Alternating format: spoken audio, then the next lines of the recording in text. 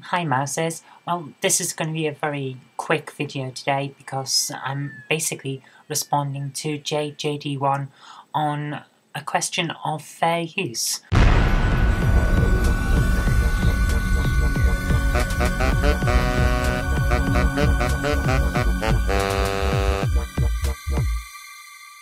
JJD1 asks whether it's fair use to use an entire film trailer within a video review on YouTube. And this comes down to a couple of points.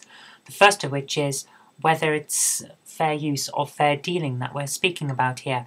Because while fair use would be applicable for YouTube itself, given that it's in America, Jade, however, is in the United Kingdom, therefore isn't covered by fair use when she makes the video that causes the copyright infringement claim. So we've got to look at this from two parts. First of all, let's look at the position of YouTube as a whole.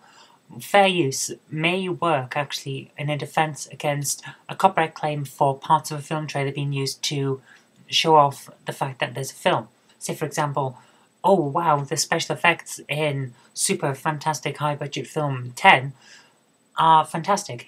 And you're saying that while a clip of the film showing some special effects is playing, then perhaps that's fair use. The problem, of course, is if your film review show uses the entire trailer, then you've got a problem because that trailer is a copyrighted work.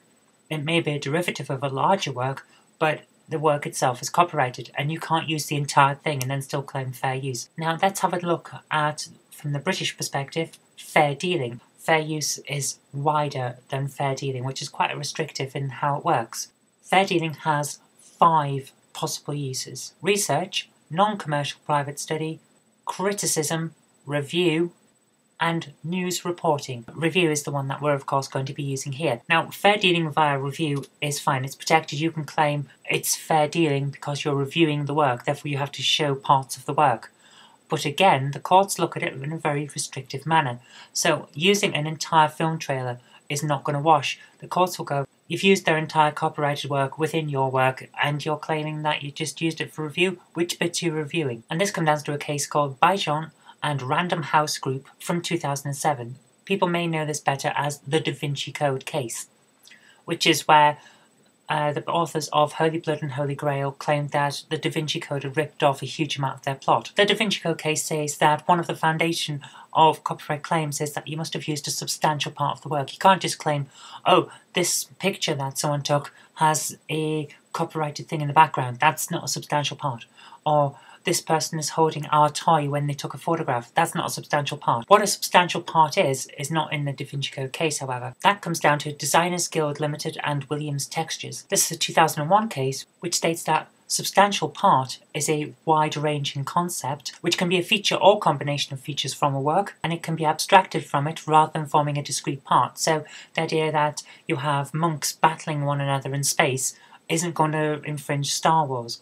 But if you have monks with magic powers who can throw things and cause lightning, and they fight with swords made out of lasers in space with spaceships going on in the background and lots of robots, then you're probably going to be ripping off Star Wars. It's that kind of thing. So let's have a look at this from the point of view of a review. We've already covered that reviews are going to be covered by fair dealing as long as you haven't used a substantial part of the work that you're attempting fair dealing on.